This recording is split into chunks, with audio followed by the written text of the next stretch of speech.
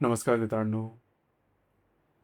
काही पुरुष असे असतात ज्यांच्यात एक नैसर्गिक अधिकार असतो. ते खाली बोलले नाही तरीही त्यांची उपस्थिती मात्र तीव्रतेने जाणवते. सिंह राशीचा पुरुष काहीसा असाच असतो. तो मुळातच नेतृत्व करणारा असतो. लीडरशिप क्वालिटीज त्याच्यामध्ये असते.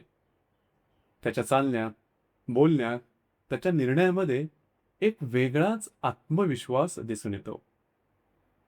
तो क्राऊडला काही फॉलो करत नाही. तो स्वतःचा मार्ग स्वतःच तयार करणारा असतो. त्याच्यासाठी त्याचं आयुष्य म्हणजे स्वतःची ओळख, स्वतःचा सन्मान आणि स्वतःचं स्थान. तो मोठा विचार करणारा असतो. Think big. मोठं जगण्याची इच्छा त्याच्यामध्ये असते.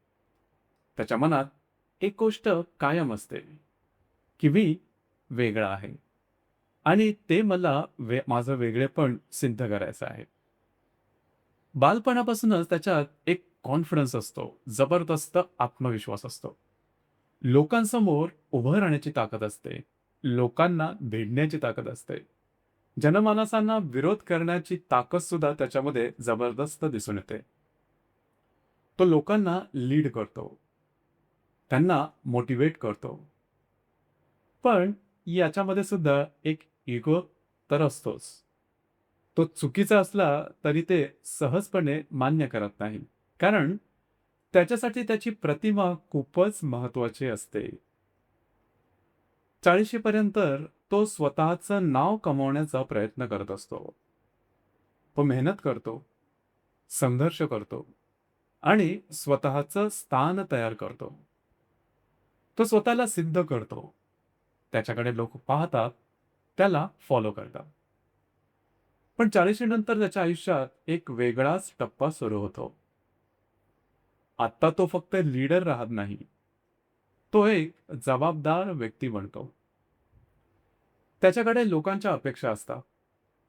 घराच्या, समाजाच्या, कुटुंबाच्या आणि या सगळ्यांचा भार तो स्वतःवर घेतो. अर्थात तो अजूनही स्ट्रॉंग दिसतो. पण आतून तो आता थकायला लागलेला असतो. कारण नेतृत्व करणं तसं सोपं नसतं. पण सगळ्यांच्या अपेक्षा पूर्ण करणं सुद्धा तसं कठीण असतं.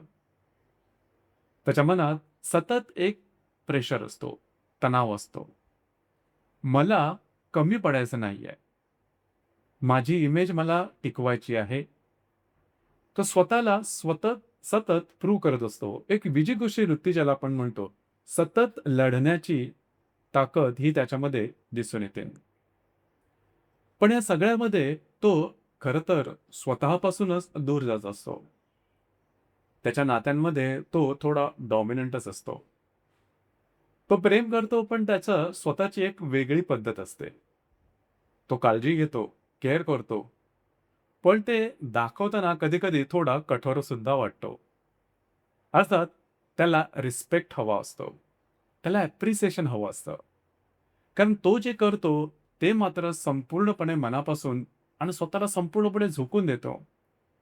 पण जर त्याला त्यामधून काही मिळालं नाही, तर अर्थातच तो आतून दुखावतो. मिळणं म्हणजे ॲप्रिसिएशन किंवा कामाची दाग. पण अर्थात तो जरी दुखावला गेला, तरी तो हे आतून मात्र दाखवत नाही. तो बाहेरून दाखवत नाही. आतून ते त्याला फील होत असतं. तो शांत राहतो. कारण त्याला वाटतं, की मी जर का कमजोर दिसलो, तर लोकं मला कमी लेखतील. तो मुलांचा रोल मॉडेल असतो. मुलांना तो स्ट्राँग बनवतो. पण कधी-कधी त्यांच्यावर जास्त एक्स्पेक्टेशन्स किंवा अपेक्षा ठेवतो. कारण त्याला वाटतं, मी जे काही मिळवलं नाही, ते त्यांनी मिळवावं किंवा माझ्यापेक्षा 2 पावलं पुढे त्यांनी आयुष्यात जावं.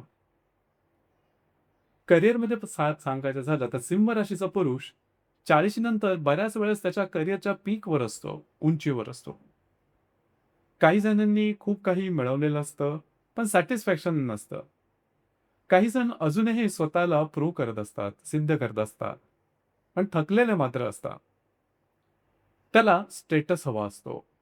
त्याला स्वतःची एक वेगळी ओळख हवी असते. तो स्वतः तो लोकांच्या नजरेत राहायला कायम उत्सुक असतो आणि या सगळ्यामध्ये मात्र तो एकटा पडतो.